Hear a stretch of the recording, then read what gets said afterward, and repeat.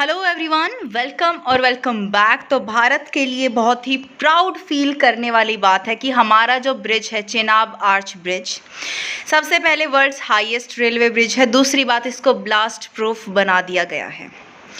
अब सबसे पहले हम बात करेंगे चेनाब आर्च ब्रिज के बारे में, फिर इसको ब्लास्ट प्रूफ बनाने के रीजंस क्या रहे हैं, उसके पीछे हमने क्यों इसको ब्लास्ट प्रूफ बनाया है, वो सब डिस्कस करेंगे। So let's get started.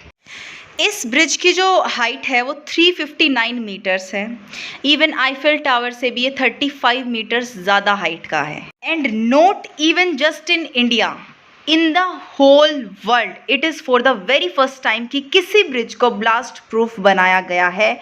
And ये कारनामा हमने किया है with the help of DRDO, जो कि है defence research and development organisation. इस ब्रिज की कंस्ट्रक्शन को बहुत सारे लोगों ने अपोज किया था just because of the factors of our security.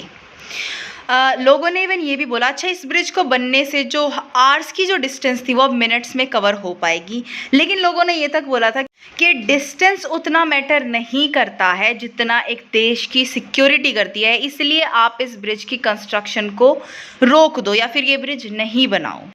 तो उसी सिक्योरिटी थ्रेट को ध्यान में रखते हुए ये फैसला लिया गया कि डेवलपमेंट के लिए ये ब्रिज ज़रूरी तो है, लेकिन इसको किसी ऐसे तरीके से बनाया जाए ताकि जो थ्रेट है वो कम हो सके। और यही रीज़न है कि हमने इसको ब्लास्ट प्रूफ बनाया है by using different methods and with the help of our best engineers and DRDO।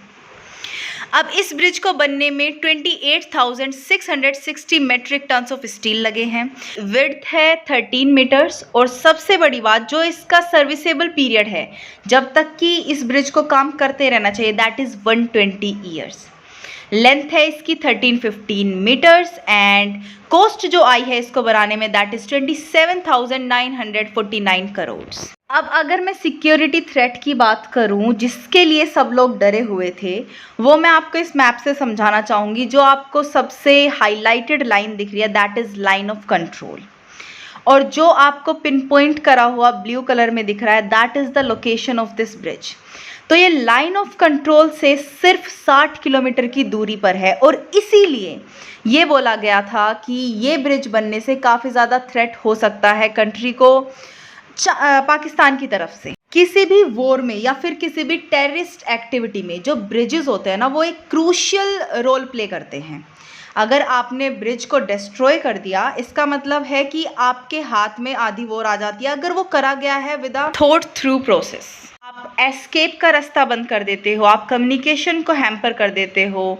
लोग या फिर आर्मी, जिसको भी वो ग्रुप टारगेट कर रहा होता है, उनको ब्रिज को डिस्ट्रॉय करके एक जगह पे स्टक करा जा सकता है। तो इसलिए ब्रिज का जो रोल रहता है वो बहुत ज़्यादा इम्पोर्टेंट रहता है। और हमने देखा भी है, देखो जब 1971 का वॉर हुआ था, जब बांग्लादेश के लिए हमारी कंट्री ने भी बांग्लादेश का साथ दिया था इंडिपेंडेंट होने में, उस टाइम पे कैक्टस लिली ऑपरेशन चलाया गया था जिसमें कि मेघना हेली ब्रिज को डिस्ट्रॉय करा गया था ताकि जो पाकिस्तान फोर्सेस थी वो एक जगह स्टक हो जाए, उनका एस्केपिज्म का कोई रास्ता ना बचे। और इस ऑपरेशन का बेहद क्रूशियल रोल रहा है उस वॉर में। पूरा बेसिकली खेल ही पलट गया था, ठीक है।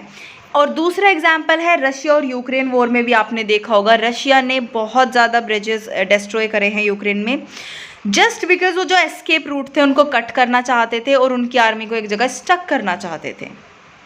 तो इसीलिए ये माना जा रहा था कि लाइन ऑफ कंट्रोल के इतने पास होने के कारण जो भी टेररिस्ट एक्टिविटीज़ होती है या फिर जो पाकिस्तान की तरफ से हमें एग्रेशन देखने को मिलता है, वो इस ब्रिज को टारगेट कर सकते हैं। और यही रीज़न रहा है कि हमने इसको ब्लास्ट प्रूफ बनाया है। So this was the news for you guys. I hope you loved it. If you did, please give it a thumbs up and subscribe to my channel and I will see you in the next video. Till then, stay happy, healthy and bye.